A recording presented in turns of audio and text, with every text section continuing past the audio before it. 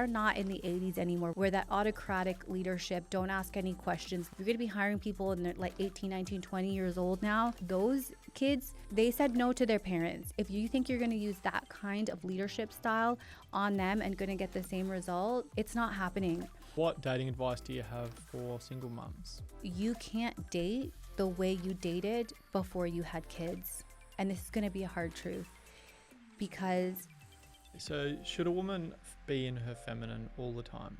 So first of all, are you open to being in your feminine? And do you see the strength in being in your feminine? There's certain things you can do to physically put yourself in a different energy field. A woman who is constantly in her masculine, she's constantly in her sympathetic nervous system. She's in her, almost in her fight or flight. That is not the natural state of safety. I would be looking into why is that my safety? What am I trying to protect myself from? Why is it imperative that I'm constantly on alert? And here's the other thing. So should a woman be in her feminine all the time? No.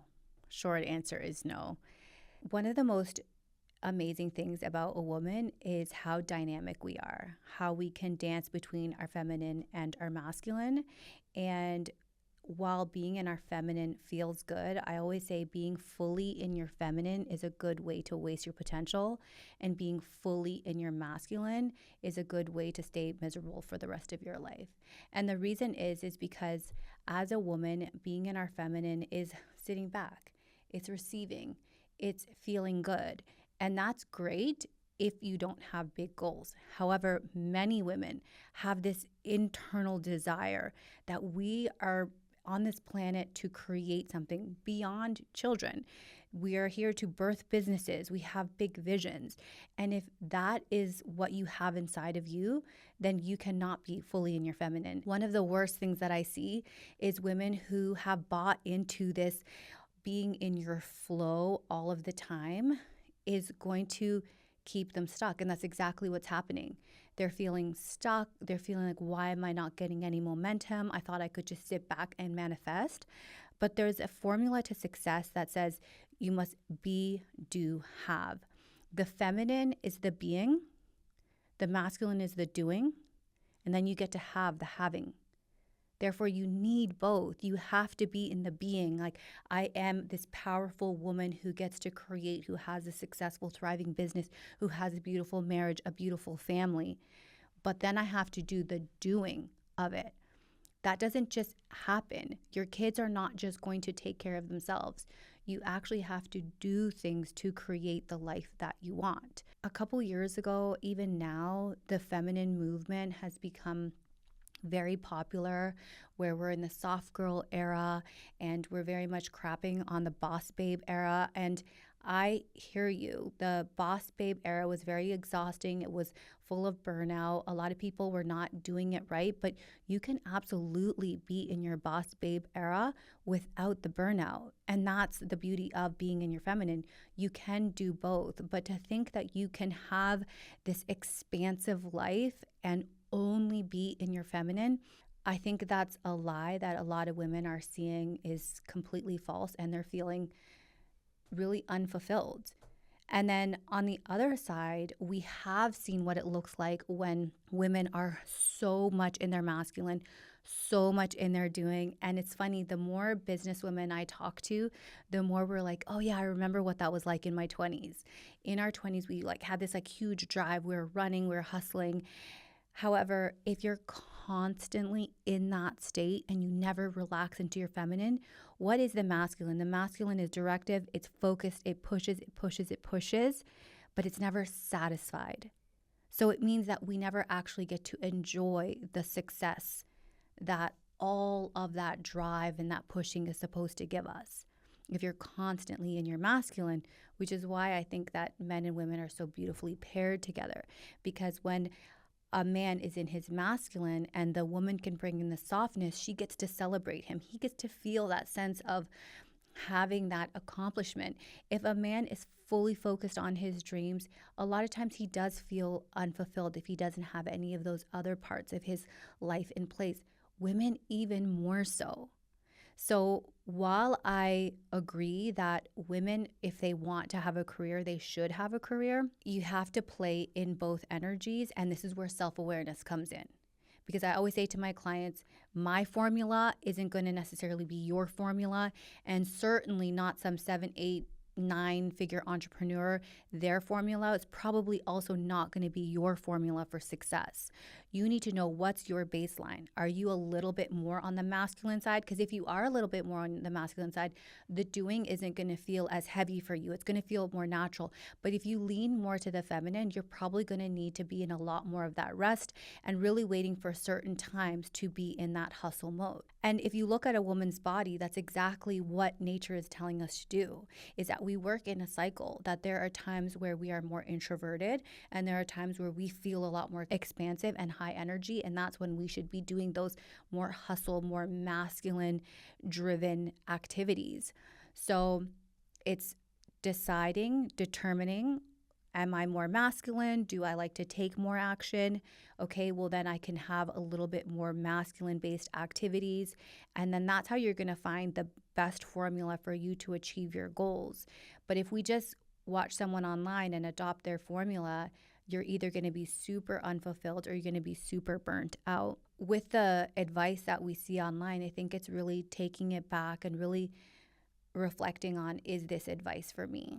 And does this person have the life that I want? Like if you want to have the life of Layla and Alex Hermosi and you want to follow that blueprint, go for it. But just understand what you're signing up for. There is no right and wrong way of doing life. But if you want to have that lifestyle, but you also want to have 5 children, understand that it's probably not going to look the same and that you need to go back to yourself, figure out what's that baseline, and knowing that you need to work with both your feminine and your masculine energies. For a woman that works in an environment where they have to be heavily in their masculine every day, how do they switch off and switch back to their feminine when they come home to their husband and kids? Number one is, does she want to? When we are finding a partner, we need to figure out, is this person compatible for me in terms of what type of wife they want me to be?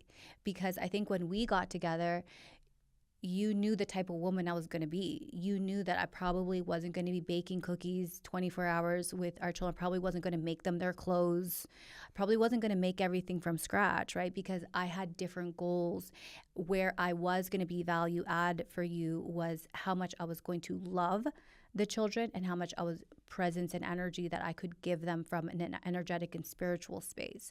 So if you are a masculine woman in a masculine dominated industry and you want to have children and you want to have that dynamic with your husband and you want to be in your feminine, then the first thing is we need to lower the resistance about being in your feminine. Because if you have a negative perception about what it means to be in your feminine, if you believe that coming home and being submissive to your husband is somehow being weak, you're going to have internal resistance and you will end up resenting him and he's going to feel it energetically. So first of all, are you open to being in your feminine? And do you see the strength in being in your feminine? Masculine and feminine are not one is good and one is bad. They're most powerful when they're together. Just like I believe that a woman can be very powerful on her own, but I think she becomes even more powerful in the presence of a healthy masculine man. So do you believe that being in your feminine is powerful? Is there something amazing about being in your feminine? So deciding that first. And once you lower that resistance, because I have clients who can't switch off and don't necessarily want to. So that's another situation. But if you want to switch off and you want to be in your feminine, then it really is a decision. There's certain things you can do to physically put yourself in a different energy field. So maybe when you drive home, maybe it's the music that you're listening to. Maybe it's something, obviously nothing hypnotic or anything like that in the car, but listening to something that makes you feel like you are moving into a different energy, doing some deep breathing and making that conscious decision.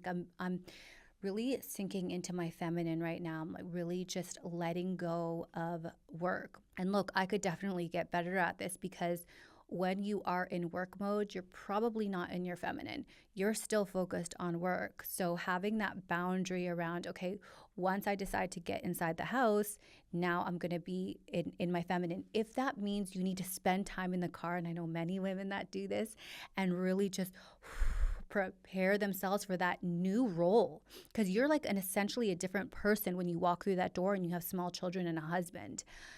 So taking some deep breaths, listening to music, maybe you even want to journal in your car and just write out, affirm who you are being as you walk into that house. That's one way to switch into it. But it really is, being in your feminine is very body based. So when we are in our masculine, we're a lot more in our, we're thinking, we're problem solving, we're less body based. So it really is getting back into your body. And so like, can you be conscious of your shoulders? Can you relax your shoulders? Can you really just be in your body? You might need to sway a little bit.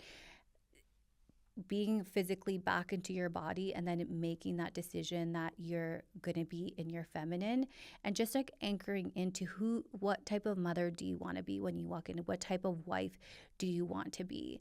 I think is all steps that we can take to make sure that we are switching into that feminine. Also being very gentle with yourself. The masculine wants to be black and white.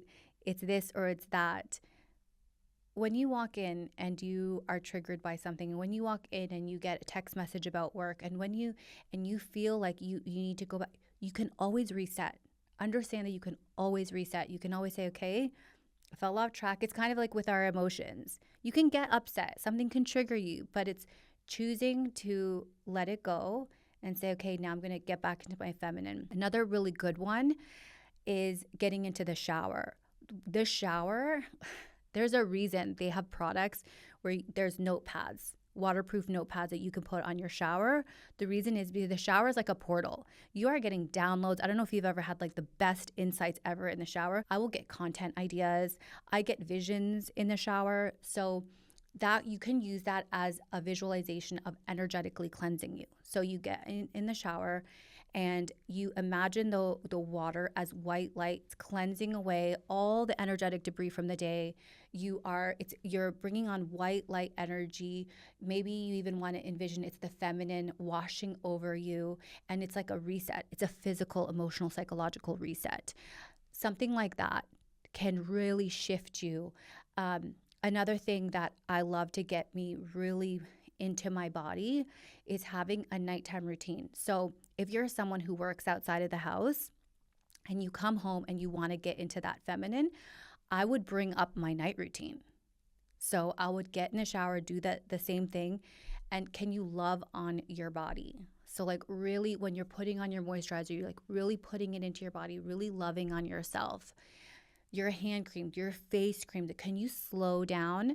Because in my 20s, I looked the part, but I was rushing. I was rushing through my nighttime routine. I was rushing through my morning routine. I was rushing to do my makeup. It just needed to look just right, but there was no love in that. There was no slowness. In fact, I did my beauty routines in a very masculine energy. It was output based. I need to look amazing. I need to get this done quickly.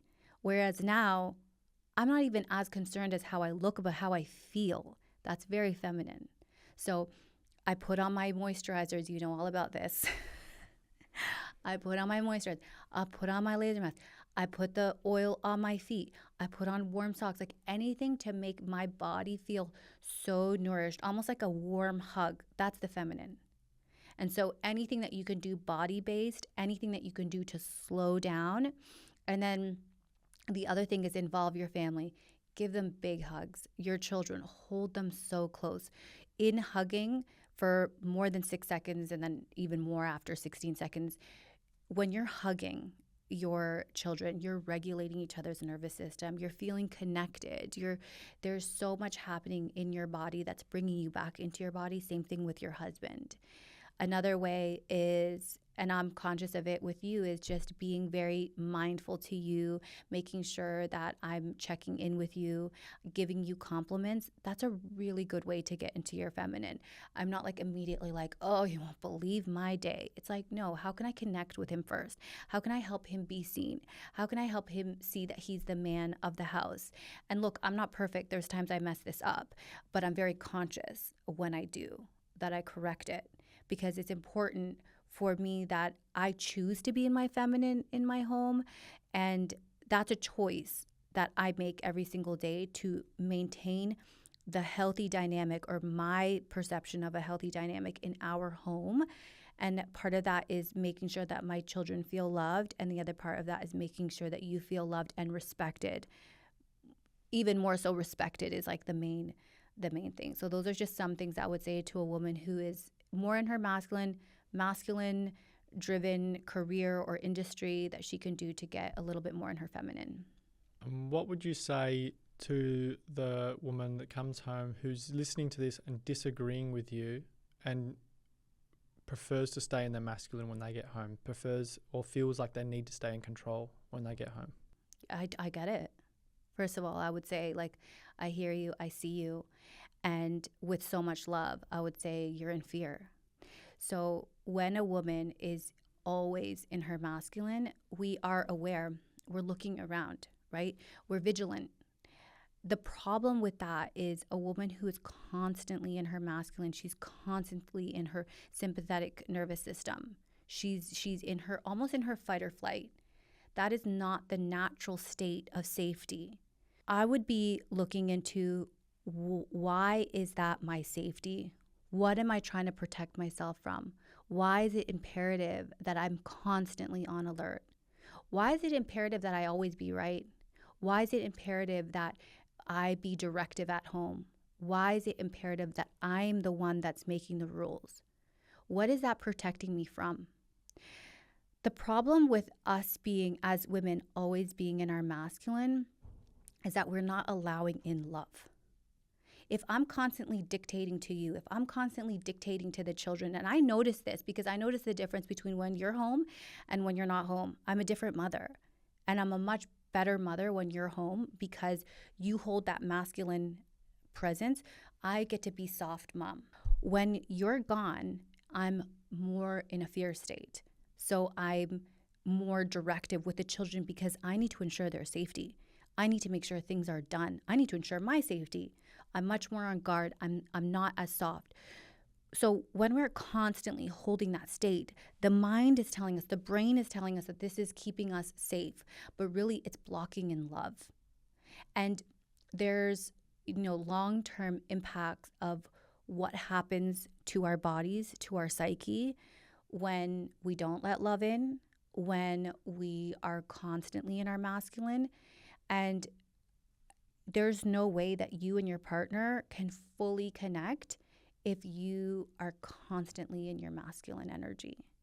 Because even if he's trying to give you love, you're not fully receiving it. So while I understand the need to want to be in your masculine, your life will be so much better when you learn to embody your feminine a little bit. And here's the other thing. So a woman like this, I can relate to them so much because when I used to see ultra feminine women, I'd be like, what weirdos? Like, why would you be having a bath in rose petals? Like, why are you wearing these flowy clothes? Like, I just never, I couldn't fathom it, right? But understand that you getting into your feminine doesn't mean you become a woman like that. You can still have structure, you can still have direction, you can still have discipline, but allow yourself to feel a little bit, allow yourself to flow a little bit. What I teach my clients is that we get to be the feminine flow within the masculine structure. I'm not an advocate of a woman being in her feminine all of the time. Probably because that's never resonated for me, because I do love this 3D physical world. I want to go out and achieve things. And just from my knowledge of how to create things in this 3D physical world, I know that you have to have the masculine. And also, I have a deep reverence for the masculine because when someone says, I want to be fully in my feminine, it's like, are you not seeing the value in the masculine energy? Do you not see that men also embody both energies? And that a man will have parts of him that have more feminine energy about him and more masculine energy, and that you're both going to be happier when you work with the equilibriums that work best for each of you individually. Like we always talk about that we have a lot of like breadth and depth between us. Like both you and I can be very much in our feminine, very much in our masculine, and we love that. Recognizing that there's a lot of strength in the feminine, and that we're not asking you to, have a woman's circle tomorrow, but can you let your guard down a bit? Can you get open to receiving? And there's definitely steps that we can take to get there. Another reason women are scared to be in their feminine is they think they're going to lose their competitive edge. And I thought that too. But I'm telling you now, you will actually be more competitive because you know how to deal with the hard 3D physical things, but you'll know how to relate to people better if you can embody your feminine more. And if you can go into more feminine leadership, servant leadership, you will get a better result. We are not in the 80s anymore. We're not in the 90s anymore. We're not even in the early 2000s anymore, where that autocratic leadership, don't ask any questions, leadership works anymore, especially with the new generation. If you're going to be hiring people and they're like 18, 19, 20 years old now, that those kids, they said no to their parents. If you think you're going to use that kind of leadership style on them and going to get the same results, it's not happening. The better you can get with your own emotions, the better you can get embodying the masculine and the feminine, the better leader you're going to be, the better output you're going to get for your business. So I would argue that you're going to have a competitive advantage if you're, masculine grounded as a woman, yet you can get into your feminine when it serves your goals, as in your relationship with your husband, in your relationship with your children, and then in your business.